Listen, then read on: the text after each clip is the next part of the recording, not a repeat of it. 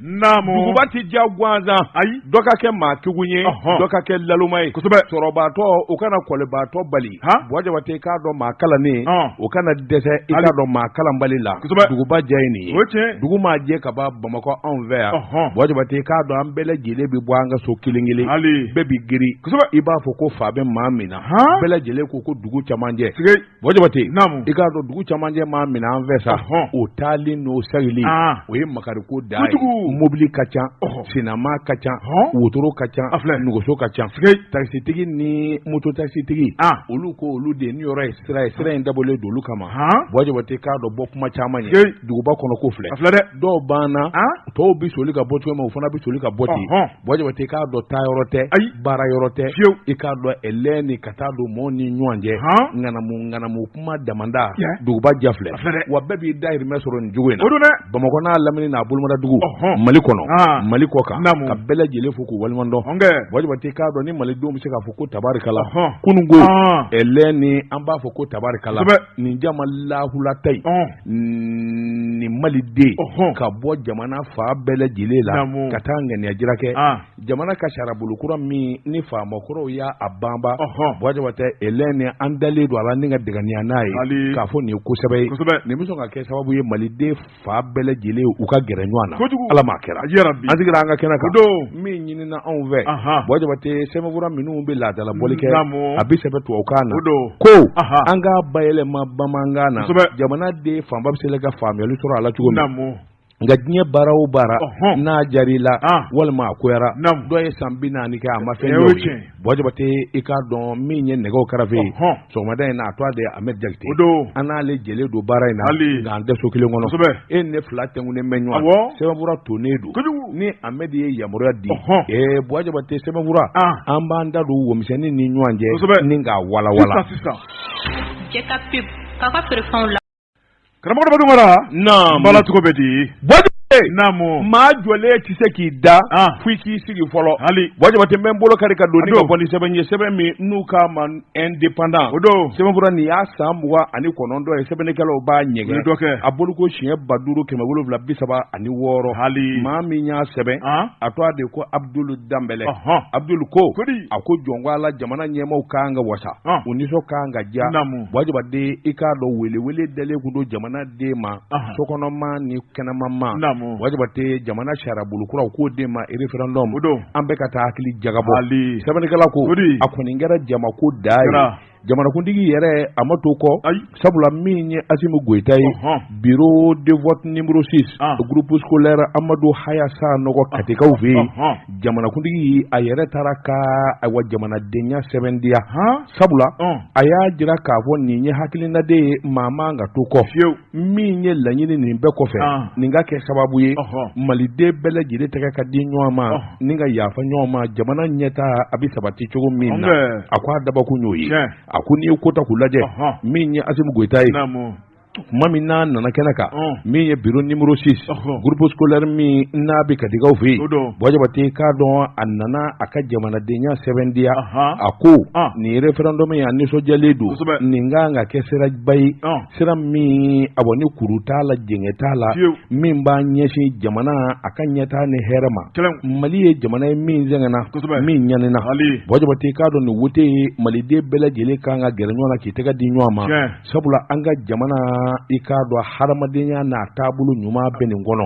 o de la a ko ale yɛrɛ muɲamuɲana a nisɔndiyalen don jamanadenya la fasodenya la ka na i k'a dɔn a ka sɛbɛnfura ta ka vote Buwajabate a ko nin bɛ ko caman de di hadamaden ma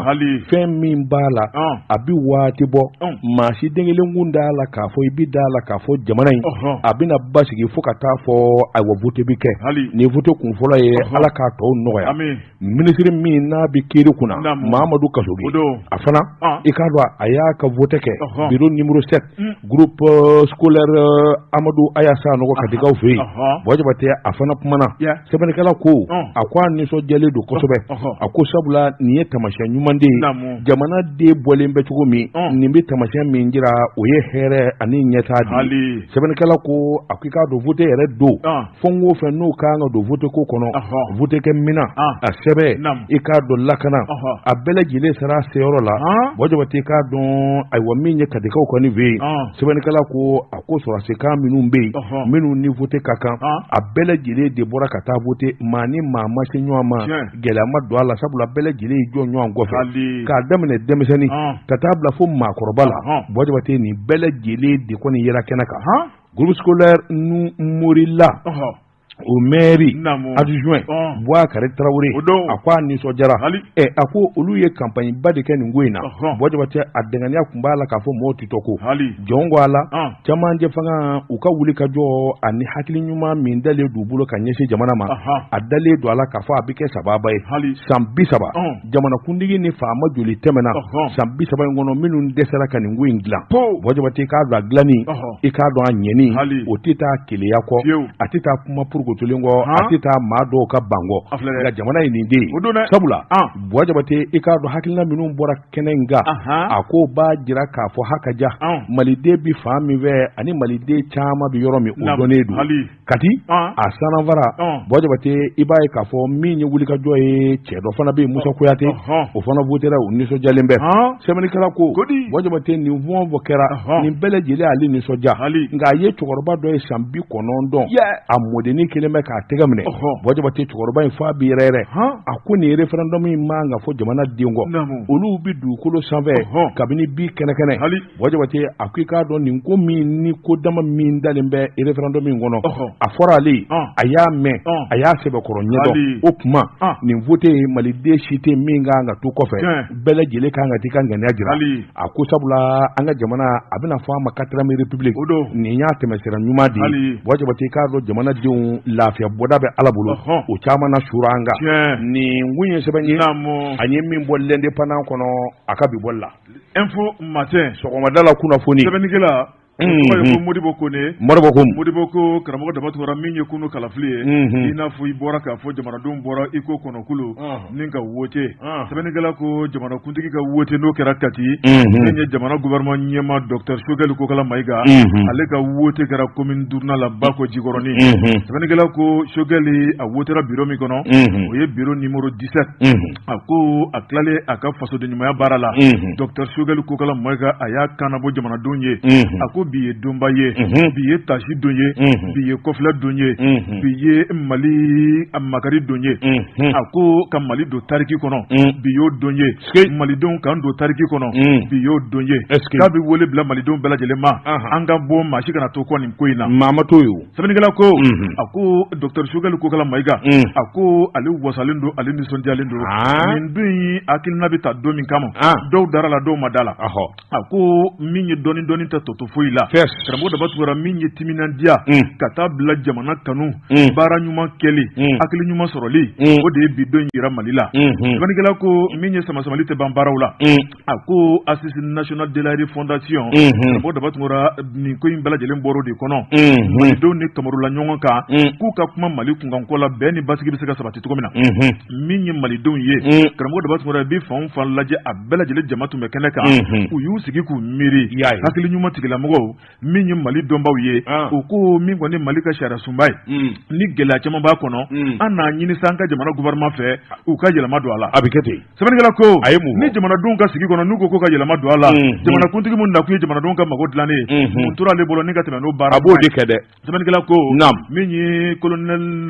Assimi Goïta ale kɔni y'a lajɛ k'a fɔ sa nin baara in karamɔgɔ Dabatora jamanadenw yɛrɛ de ka laɲini don wa a bɛ kɛ fo fini bɔ fo nɛrɛ bɔ Dr Sogɛli Kokala Mayiga a ko Malikura ko kuma min bɛ ka fɔ da kɔnɔ karamɔgɔ Dabatora ni sɛbɛnkura ma dilan ko Malikura yɛrɛ bɛ se ka bange wa a ko Malikura sɛbɛnkura min filɛ ne ka labɛn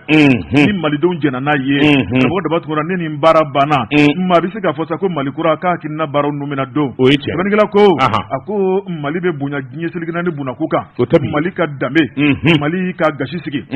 Mali ka kungilenna n'a ka taabolo karamɔgɔ Dabatora ko nin bɛɛ lajɛlen de bɛna sabati kosɛbɛ Jabate naamu k'a kɛ to ɲini k'i fɛ an bɛ taa Makan i k'a dɔn an ka ciden bɛ min ye an karamɔgɔ ye Ustaz Bare Traoré i k'a dɔn a bɛ Makan hiji kutumu kɔnɔ Ustaz salamu alaikum Wa alaikum salam kɔrɔ daba tunkara. Tarawele. Bismillah Tarawele. Marhaba. Awa. Alhamdulillah. Mais magan jamana kan waati na. Naam. Ka bɛɛ lajɛlen fo Mali kɔnɔ ani Mali kɔ kan. Fɛn min ye hiji ko kibaruya an b'a fɛ k'o da o tulo kan. O ka d'an ye. Kunun dimanche Ala barika la tile binnen kalo yera. Magan jamana kan. Donc bi tɛnɛn. O de kɛra Seliba kalo tile fɔlɔ ye yan nɔ. Allahu akbar. Donc Ala sɔnna ma bi kunɲɔgɔn. N'o bɛ bɛn le 26 juin ma. Ka bɛn Seliba kalo tile 8 ma mɔgɔ bɛ taa Mina o la. Masha Allah. Donc Arafa o bɛ bɛn Talata ma. Seliba o bɛ bɛn Araba ma le 28 juin. Donc hiji yɛrɛ bɛɛ lajɛlen n'i y'a bɛɛ fara ɲɔgɔn kan tile 5 tile 2 ka kɔn seli ɲɛ tile 2 Seliba kɔfɛ hiji banna. Non ni ɲininkali min bɛ yen sɛ i bɛ se k'o ɲininkali kɛ an k'i jaabi daba tunkara. Ustaz Bare an y'a kɔlɔsi ɲinan hiji de dɔw taara kunungo dɔw taara kunasini. Bon dɔw taara fana a ka ca tile 10 ye yalima nin bɛɛ bɛ bɛn hiji ma wa? Nin bɛɛ bɛ bɛn hiji la nka mɔgɔ bɛ na nin wagati in na sisan. Olu bɛ fɔlɔ Magan de la olu tɛ Madinɛ bilen Madinɛ fermera. Ni kalo jɔra kuma dɔrɔn Madinɛ bɛ fermer. Donc minnu bɛ yen olu bɛɛ bɛ bɔ ka na Magan yan nɔ minnu fana bɛ bɔ fan wɛrɛ fɛ ka na bɛɛ bɛ ɲɛsin Magan de ma. Donc ni hiji banna tuma min na olu bɛ sɔrɔ ka taa Madinɛ ka t'u ka sigi kɛ. Awɔ. Ustaz n b'a fɛ hali bi i k'i da dɔ la k'a perepere latigɛ i ko kalo yera kunungo aw fɛ yen kunungo dimanche.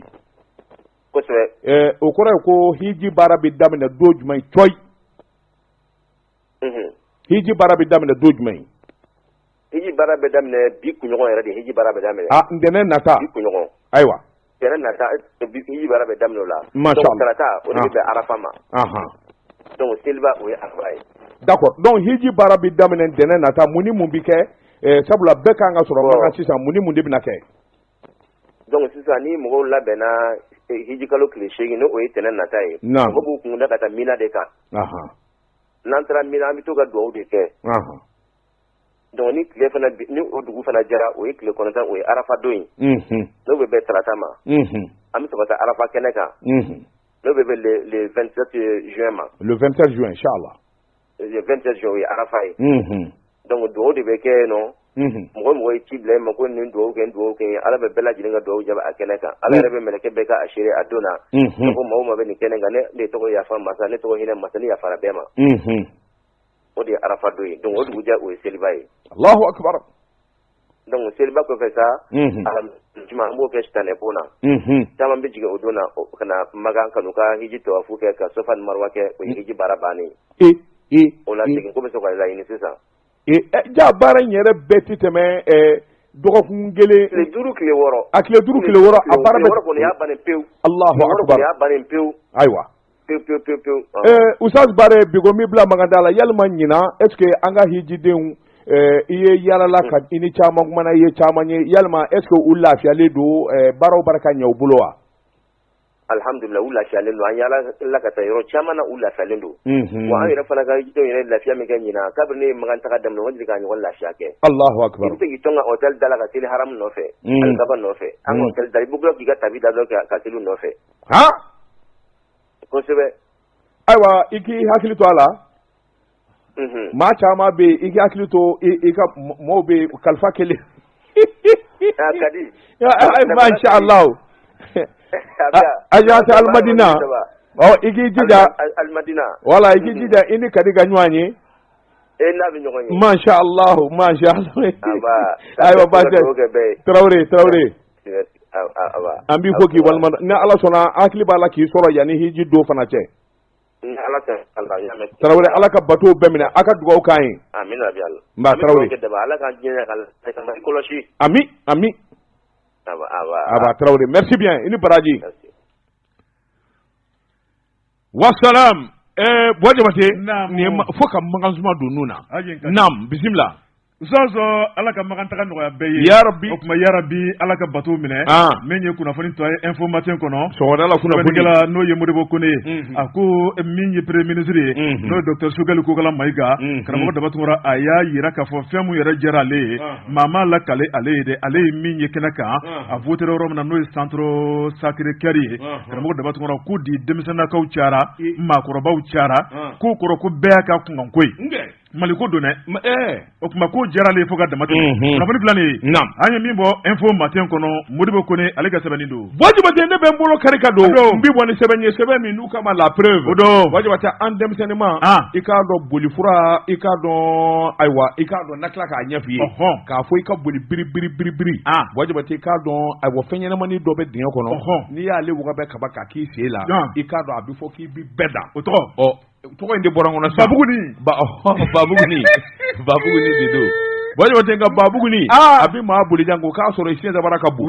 Wajibaten k'a dɔn sɛbɛnfura nin y'a bolo ko siɲɛ 190 ye Umaru Konatɛ Baru Kolondigi nin y'a ka sɛbɛnni ye Baru ko a ko politiki gɛlɛya n'a juguya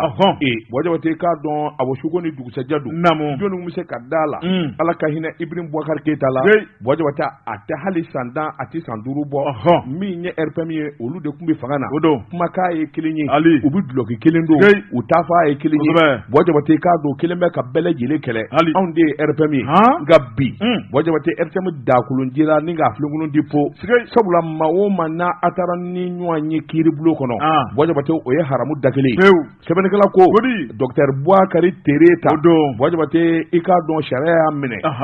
y'a minɛ e ko ni Ala ma jan kɛ RPM a tɔgɔ na fɔ a kunna bilen de sariya laban min n'o kun bɛ Wajibaten k'a dɔn Tereta kun ye wuli ka jɔ boloda ni ka ɲɛsin o ma kiiri laban min kun kɛra a fɔra ko kiiri jara Babɛri Ganu a n'a jɛw la u k'olu de ma ko RPM kadiriw min kun ye Tereta ye a laban na ni ka kɔsegi bɛlɛ da k'a ma jɛn n'a ye kiiri kura ka kɛ Wajibaten kiiri tɛ kɛ kiiri min kɔ o de ye nin ye Wajibaten k'a dɔn cour d'appel de Bamako u tɛ kiiri wɛrɛ kɛ min na dati don kuma min na bilen Wajibaten o de ye nin kiiri ye jaabu bɔra ka bin Wajibaten k'a dɔn Bouakari Tereta n'a jɛɲɔgɔnw k'u fara dugu ma ayiwa n k'i ɲininka fo k'u munumunu buguri ɲɛ la kunnafoni jɛlen don collectif de défense des statuts et règlements intérieurs RPM u y'u to a ye jɛkulu don Wajibaten k'a dɔn juin kalo tile 14 u ye tabale gosi hôtel Kempinski la ni ka ayiwa hakilina ani jaabi di kɛ san 1 dudenw yɛrɛ dama bi ɲɔgɔn na bɛn ma kɛ Wajibaten sabula yetaw ani hakilinaw ye ɲɔgɔn sɛbɛn kɔrɔ majɛ Wajibaten a ma ɲɛ min ko u labanna min ye section judiciaire ye cour suprême ka laban ni ka taa ko in da olu tulo kan sɛbɛnnikɛla ko Tereta bɛ fan min fɛ i k'a dɔn arrêt de la cour d'appel o kun ye jaabi min bɔ waati tɛmɛna i k'a dɔn ale ko k'a ma sɔn k'a lajɛ tuguni ka segin a kan Wajibaten o jaabi laban de bɔra sa jɛrɛjɛkulu min kɔni dalen bɛ n k'i ɲininka Tereta la jaabi kɔni jara olu la Mamadu Jarasuba maître Babɛri Ganu Mahamani Babi Agɛrɛ Laf Isaka Siribe Wajibaten ninnu kɛra setigi ye sabula cour d'appel 1er juin kalo tile fɔlɔ san 2022 o kun y'a ɲini k'a fɔ min ye ɲɔgɔn ye min kɛra Bouakari Tereta fɛ Wajibaten ka bureau kuru dilan RPM na k'ale yɛrɛ kɛ ɲɛmaa ye fo ale tɔgɔ nana di k'a fɔ ni masakɛsigi bi kɛ Tereta de bi k'a ye ninnu kɔni kun y'a jira k'a fɔ o ye kolangolo de ye sabula u bɛ ni ka san caman bɔ RPM ma ɲɔgɔn ye kɛ ni ka hakilisigi kɛ min bɛ se k'a to i k'a dɔn ɲɛmaaso ani hakilina kura minnu bɛ taa parti kɔnɔ o ma kɛ o ka ca san caman ye yalima o su ma ko dugumajɛ e bɛ se ka maa damadɔ wele cogo di ka sin ka na ko balanbalan ɲɔgɔn na ni ka sin ka ko ta ka k'i yɛrɛ ka ko ye ka sɔrɔ parti jamako de don sɛbɛnnikɛla ko nin kuma damadɔ minnu kun fɔra o de dara sarabo la Wajibaten i b'a ye k'a fɔ hakaja saratigiw ye jaabi min di Jarasuba ani maître Ganu olu de kun ye kumatigi ye a don u y'a jira k'a fɔ tiɲɛ de fɔra Wajibaten maa ma dɛmɛ min ye ko in ye parti ye jamako de ye bɛɛ lajɛlen ta don maa kelen jago n'a dungo tɛ se ka kɛ fiyewu o kuma RPM kɔni sisan ɲɔgɔn ye wɛrɛ de bɛna kɛ min ye congrès ye congrès in bɛna hakilina kura de jagabɔ sabula parti yɛrɛ mɛnna Wajibaten i k'a dɔn maa kura de tɛ min donna parti la o b'a jira k'a fɔ parti a nege bɔra i k'a dɔn a ko man di mɔgɔw ye n'o dun don ko yɛlɛma kura de kana hakilina kuraw kana o kuma ɲɔgɔn ye kura bɛna kɛ min ye congrès ye n'o nana boloda sa yɛlɛmaba bɛna don min kɔni Jarasuba ye a y'a jira k'a fɔ olu olu kɔni fɛ maa ma gagné maa ma perdu Bɔjabate sabula sariya an m'o de nɔfɛ u b'u bolo da ni ka wele da kɛ Bukari Tirisa n'a ka jama ye Bɔjabate i k'a dɔn n'a fɔra ko ɲɔgɔnye bɛ kɛ don min u kana soba in kɔnɔ Bɔjabate o de bɛ kɛ sababu ye faamuyali kana nka n'i ye hakilinaw ta k'a lajɛ Bɔjabate maa caman ka dɔnniya na politiki kɔni a juguya ti ban yanni jɔ do kɛnɛ cɛ n'i kɛra binba ye caman b'a la u b'i yɛrɛ de ɲini a bɔ walima ka taa fan wɛrɛ fɛ sɛbɛnnikɛla ko RPM ayiwa Bɔjabate i k'a dɔn i n'a fɔ parti tɔw nin y'a dakolonjilen ye k'a fɛnkolonji po kana se k'o ka na olu ma fɛn sɔrɔ o i bɛ k'a kelen président ye o de la maa caman ye kundɔrɔ sɔrɔ an bɛɛ bolila ka taa ye n'o bɔra yen kaban a banna o bɛɛ b'i yɛrɛ ye sigi n ye nin f'i ye a don o don bɛ nin f'i ye yan ni mun ye sɛbɛn ye an ye min salo ka bɔ la prévu kɔnɔ sɛrɛ cɛ ka pep k'a ka préférence lakodɔn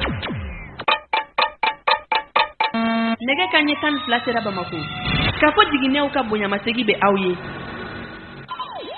Bɔjabate n bala cogo bɛ di karamɔgɔ ne bɛ tigɛ don joona a don lundi fana maa min ye sɛbɛnni kɛ a tɔgɔ ko Ablaye Jara karamɔgɔ de b'a tɔgɔ a ko Mali gouvernement min ye MINUSMA ye o kuma kɛmɛ k'u gɛn ni ka wulu su nɔfɛ sɛbɛnnikɛla ko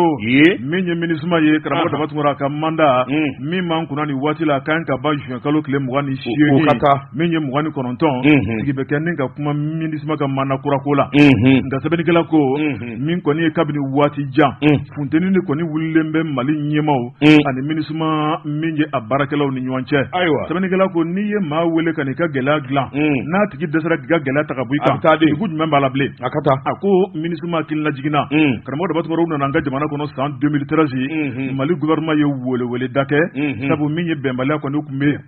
min ye jamana kɔnɔna la sɛbɛnnikɛla ko a ko bɛnbaliya ka taa bila bamanciya wale la a ko MINUSMA welela Mali gouvernement ka bɛnkan u kana sabati malidenw ni ɲɔgɔn cɛ o de fɔr'u ye a k'u nalen karamɔgɔ de b'a tɔgɔ an y'an jigi da u kan cɛ 11,000 12,000 fo 15,000 ye karamɔgɔ de b'a tɔgɔ marifa danbew disi la k'u ka bamanciw kɛlɛ ka fara Mali kɛlɛkɛcɛw kan k'u dɛsɛra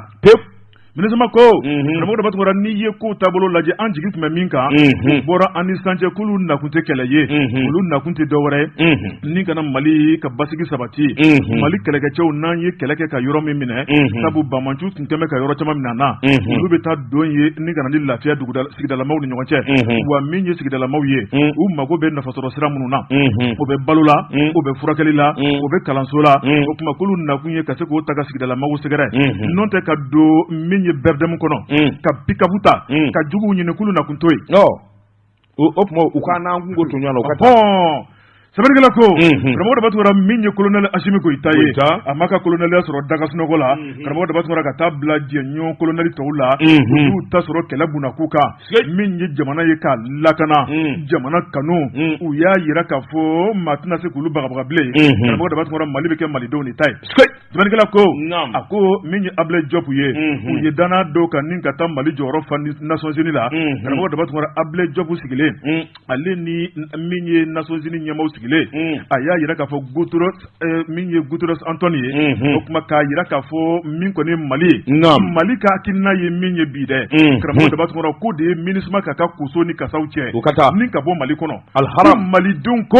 an tɛ MINUSMA ko la bilen an t'a la sɛbɛnnikɛla ko a ko fɔra waati min na min ye MINUSMA a ɲɛmaaw ye sabu maa min yɛrɛ a ɲɛmaa ye bi o de tɔgɔ ko Elajo Gasimu Wani a ɲɛsina ka bilen ten sɛbɛnnikɛla ko n'i y'a lajɛ min ye Nations Unies ɲɛmaaw ye karamɔgɔ de b'a sɔrɔ i b'a fɔ k'i bolo fa cɛncɛn na k'a k'u ɲɛna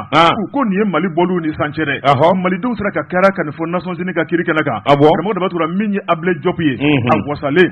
a nisɔndiyalen hali a kuma si tɛ ka tiɲɛ a ko n'i ye ko taabolo lajɛ MINUSMA kɔni a bɔra malidenw jigi kɔrɔ MINUSMA a nakun ye fɛn wɛrɛ min tɛ Mali basigi ye o tuma tɛ sɔn u ka to jamana kɔnɔ bilen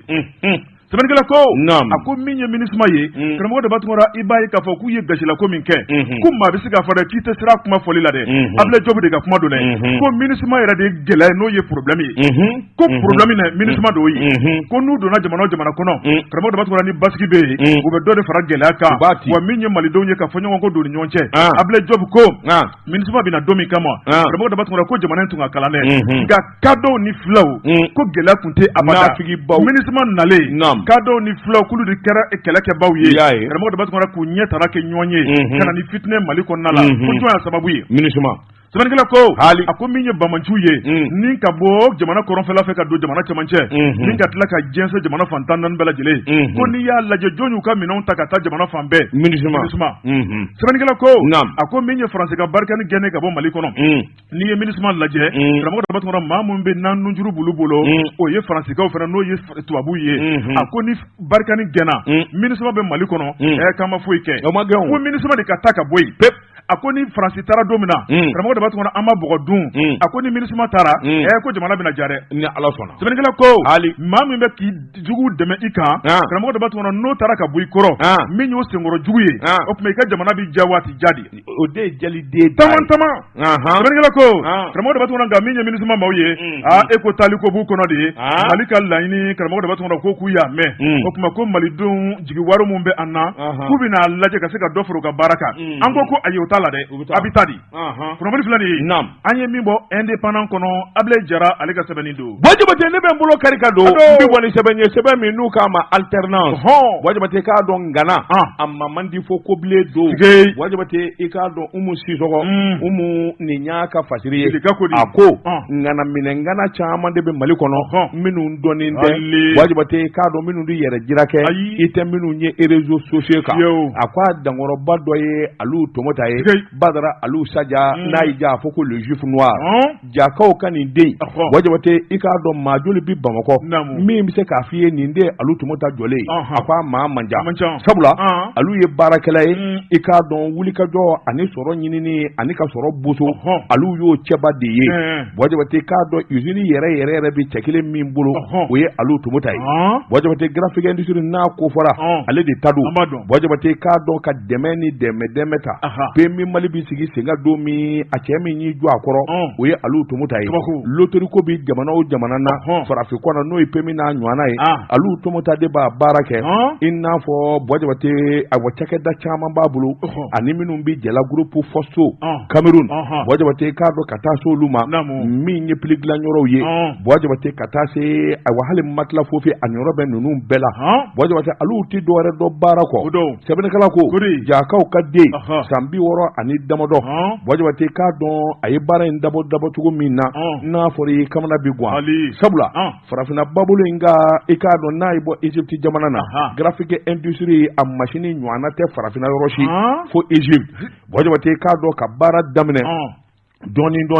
Wajibate k'a dɔn bigi ni k'a ye alu kun b'o de feere Wajibate k'a dɔn a wa wulikajɔ bolo kan a nan'i to la ka na don papeterie la ka na wulikajɔ bolo da Wajibate k'a dɔn librairie papeterie du Soudan ale nan'o de sigi san 1976 o y'a sɔrɔ i k'a dɔn banaya dɔ bɔr'o la Wajibate Ala nana gɛrɛsigɛw saniya a laban a ko nin t'ale danyɔrɔ koyi ka na wulikajɔ bolo da fo ka se k'i ɲininka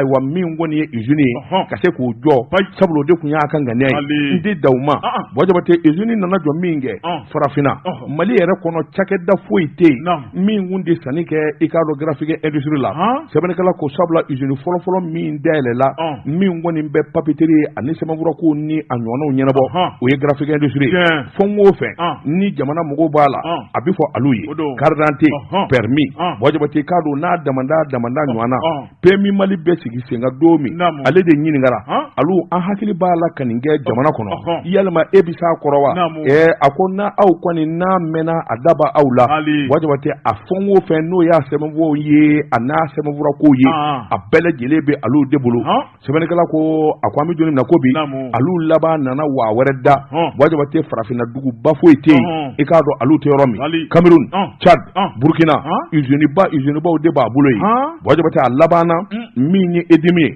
alu de y'a san Wajibate waasa sugu bulo ka se ka kɛnɛya ni k'a jedi k'a ye denmisɛnw ka k'a ye i m'a mɛn ko top ligne a fɔ alu sɛbɛnnikɛla ko Wajibate san 1990 waati a laban nana yɛlɛma wɛrɛ kɛ ka dɔ fara baara kan BTP min ye EGC BAT Wajibate k'a dɔn a nana ninnu bɛɛ lajɛlen fara ɲɔgɔn kan Socogem Wajibate ani Tata Transport bureautique ko min ma SCD Wajibate ninnu bɛɛ lajɛlen nana ɲɛnamaya ka fara graphique industrie kan o de la Tchadi ani Nigerkaw olu y'a wele olu ɲɛ nana bɔ a fɛ a taara ni ɲɔgɔnna baara kalamasigi olu fana ka jamana na wajibate k'a dɔn jamana nana dɛsɛ cakɛda minnu kɔrɔ san 2005 wajibate alu nani ɲɔgɔn kɔrɔ miliyari 5 wajibate i k'a dɔn a bɔ miliyari 9 min ye a bɔ kulukɔrɔkaw ka ikoma ye wajibate a nana wuli ka jɔ bolo da a dɔnna k'a fɔ maa sɛbɛ ye nin da a don maa caman kun bɛ cakɛda in nɔfɛ k'a san koyi i n'a fɔ société Ndiaye et frères SNF wajibate k'a dɔn a kun dira olu fɔlɔfɔlɔ de ma a fɔra u kana wari sara u dɛsɛra min kɛ kuma in u nana fɔ alu ye dura a kɔrɔ wajibate a ye baara kunfɔlɔw kɛ cogo min na ikoma na o dɔnna min ye safunɛ ye tulu ka taa se turuto ma wajibate a daw fɔlen don wari kasabi bɛ t'i jɔ miliyari 17 ma alu ye nin baara in bɛɛ lajɛlen kɛ wajibate san 2006 a laban nana ŋaniyasiri kɛ groupe Accor Afrique min ye hôtel belebele ACI kɔnɔ miliyɔn 6 euro wari wajibate k'a b'o jɔ sɛbɛnnikɛla ko awa hôtel jɛrɛjɛkulu min bi dɛsɛgɛ naani jamana n'u k'a ma ko Accor a n'olu de bɛn'a kan olu dɛsɛra sabula olu kun kan ka hakɛ min di hali bi n'a ka bi olu ma se k'o di wajibate a ko n'i ye Bamakɔ aéroport ta cakɛda min bɛ n'u k'a ma Azam assistance aéroportière du Mali alu sɛbɛnnikɛla ko groupe Tumuta kan'i miiri cakɛda bala min kɔni n'o taabolo jamana in kɔnɔ maa 2,500 olu de ka a bɔ kalo sara bɛ ta a ka yɔrɔ la wajibate ani cakɛda ba minnu bɛ baara kɛ SPI min ye société financière internationale AFD agence française de développement a n'olu de tɛgɛ bɛ ɲɔgɔn bolo olu de dalen don a la wa dan b'u la wajibate a ko i k'a dɔn k'a fɔ gɛlɛya caman de nana ikoma ko in sɔrɔ alu yɛrɛ i k'a dɔn ko nin y'a sɛbɛkɔrɔ tɔɔrɔ fo kɔsɛ in na jumajan dɛmɛni san 2021 ani ayiwa premier ministre ye ɲɔgɔn ye u ka kuma ikoma ko kan ni jamana faamaw ka kegu Asimu Goyita n'a sɔrɔla ko ɲɛtaa ka d'a ye wajibate k'a dɔn ikoma wulili bi ka taa fara kɔmɔtɛsi kan o ye ko belebeleba de ye o jamana ka yɛlɛma hɔrɔnya de tali sabula cɛ min ye ayiwa Badara Aliyu Saja ye le juif noir wajibate izinu ko kɔni farafina bɛɛ a y'o de dɔn ka tɛmɛ diɲɛ bɛɛ kan wa maa min don maa t'a dɔn nin ye Aliyu tɛmɛtɔ ye i t'o ye abada maa min bɛ se k'a fɔ nin de ye Aliyu Tumuta ye a wajibate o maa man jan dɛ a fini don a jɛlen don ne yɛrɛ t'a dɔn ne b'a dɔn le juif noir a bɛ bɔ Jade Jakadie don a ka jan jamanja fini mɔni très charmant ayi nka kunkolo ni Aliyu k'i ma n dɔgɔ nin ye nin ye i bɛ taa ka na Samuga i b'a sɔrɔ a b'o yɔrɔ la Ala y'a sɔn ne ko a ma n k'a bɛ filɛ de n ko e bɛ tarabu da ni n'o fɔ a bɛ yɛlɛ a b'aw k'a tɛ tarabu da a ko diɲɛ fɛn bɛɛ jateminɛ ye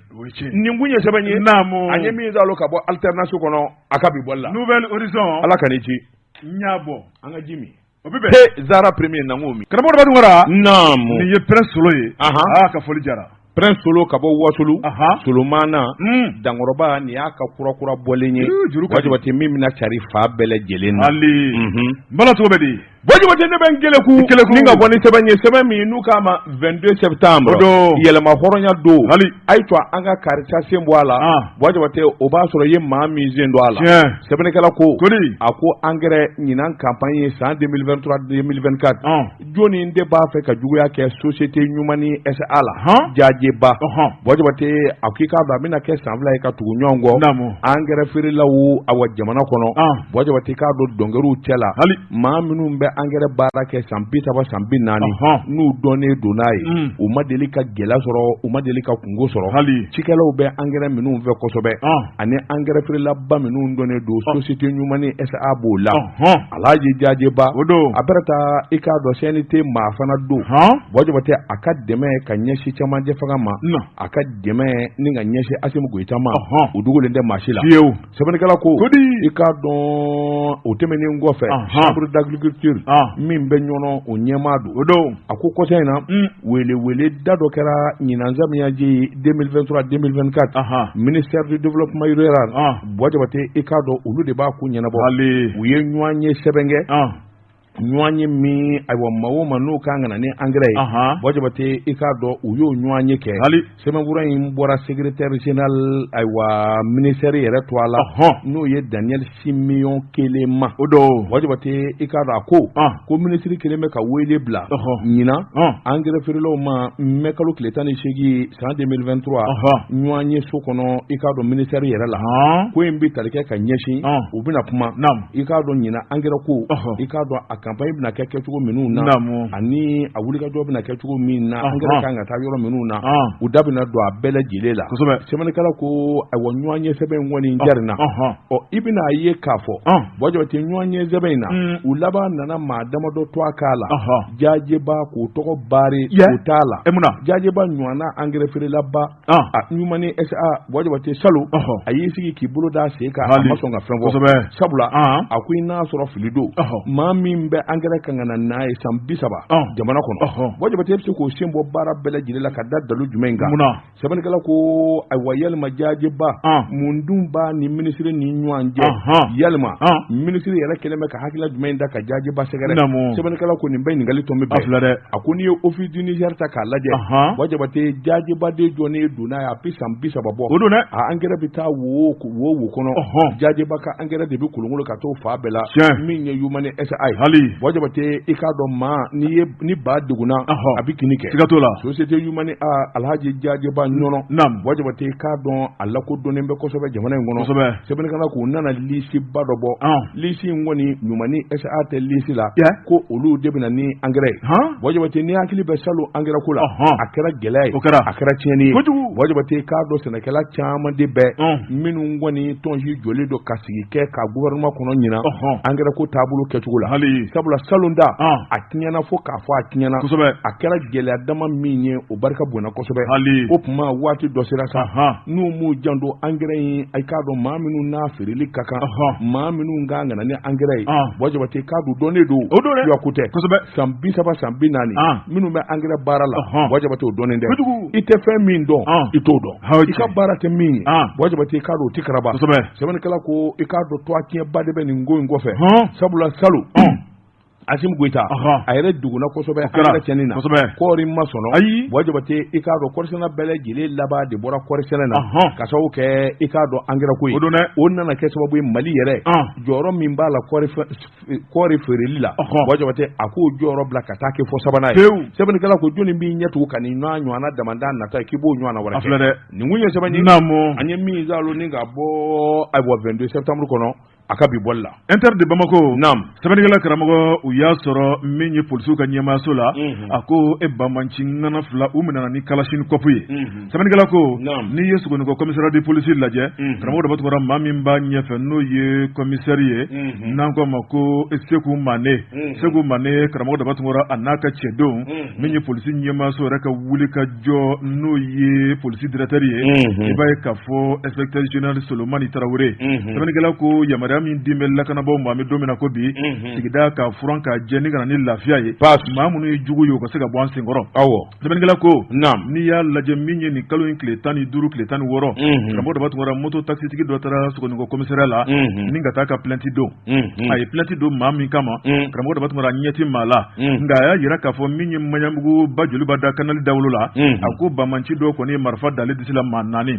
a ko e jigin ka bɔ i ka moto kan ale bɛ jigin ka bɔ moto kan tuma min na darasi 1200 tun b'a kun u y'o fana minɛ i Allah sɛbɛnnikɛla ko min ye ni maa 4 ye kɛlɛkɛ marifa de b'u bolo n'o ye Kalachnikov ye karamɔgɔ dɔ b'a tɔgɔ min kɔni ye moto taxi bolilan ye sa kɛlen ka taa ɲɛfɔ polisiw ye polisiw kɔni y'a lamɛn furutututu o tuma min kɔni wuli ka jɔ u y'o boloda min ye kanali da mɔmɔli ye karamɔgɔ dɔ b'a tɔgɔ ka taa bila communiciste yɛrɛ la a ma ɲa min ko sigidala mɔɔw ka dɛmɛ ni dɛmɛ u ye bolo ta ka da maa 2 kan maa 2 kɔni karamɔgɔ dɔ b'a tɔgɔ olu bɛ minɛ tuma min na min y'o Kalachnikov kelen de tun b'u bolo u ye jɔngɔla fɔ ko cɛya ye jɔngɔla ye k'olu don sɛbɛnnikɛla ko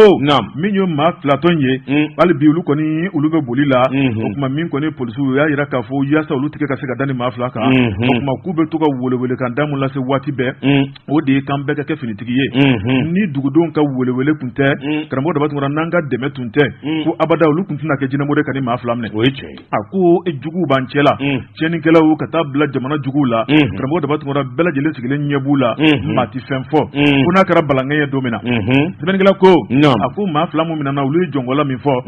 a ko u ye moto kɔni u y'a feere ka ban moto feerela maa min mɔ sa karamɔgɔ dɔ b'a u y'o yira o kuma zon dɔɔnin don zon n'a bolo fansiyanna bɛɛ lajɛlen zon ye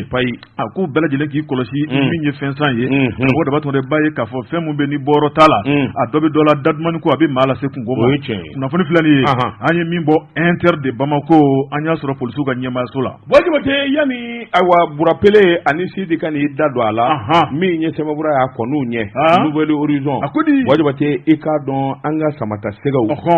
Wajabate i k'a dɔn bɛɛ lajɛlen ko tabarikala kunungo mɔɔw bɛ voté kan k'a labɛn kuma min samata sɛgɛw fana b'a la k'u dama ta voté kɛ ka jamana kunna wolo Wajabate i k'a dɔn an ka égliw kun dan bɛ Congo Brazzaville Wajabate min ye ndolata ye ndolata min n'a laban bɛ taa kɛ Coupe d'Afrique des Nations de football min kan ka taa Côte jamana na an ka entraîneur n'o ye Eric Segu Seychelles a n'a ka cɛdenw Wajabate k'a dɔn jɔnwala ayiwa o fɔra foyi den kelen tɛ kɔfɛ u ma min kɛ nisɔndiyala Mali ye Congo den minɛ fo Congo ka terrain na Wajabate k'a dɔn 2 ani guan sɛbɛnnikɛla ko nin kɔni ye awo ka buguri bɔ daba ɲɛma yalima malidenw bɛ fɛn min nɔfɛ ballontanko la a tile sera wa ɲininkali tɔn bɛ bɛn sɛbɛnnikɛla kɔni ko a ko an ka ndolatana dɔ bɛ yen Ibrahima Kɔnɛ 62e minute ne awa Dorgelès bura ne Dorgelès c'est malien di Dorgelès c'est mun ne yɛrɛ la turu kabini kunu ni yɔrɔ jumɛn ka ye faso den do o ye deuxième bido a y'an ka bido Wajabate i k'a dɔn Mali kɔni kɔma to ko la ballontan daminɛ fo ka taa ban i b'a dɔn ko Mali kun ye seba ye Wajabate nin b'a jira k'a fɔ ndolata laban min bɛ Mali bolo jɔda foyi t'o la bilen an qualifiera ka taa Coupe d'Afrique des Nations kɛnɛ kan Wajabate i k'a dɔn ayiwa min kɔni ye ndolata laban min n'an kan k'o kɛ sa o ye Sudan ye o bɛ taa an fɛ yan Wajabate cɛdenw n'u sen filɛ o la ko nin ye tulon ye n'o tɛ qualification o kɛra kaban nin kun ye sɛbɛn ye an ye min bɔ Nouvelle Horizon kɔnɔ ɲɛdankura e kɔni tɛ bi ta bila yan o ka kɛ waati korona kosɛbɛ Wajabate k'a dɔn Tezara kelen bɛ ka nisɔndiya belebeleba labɛn saliba in ɲɛkɔrɔla la nin kalo tile 20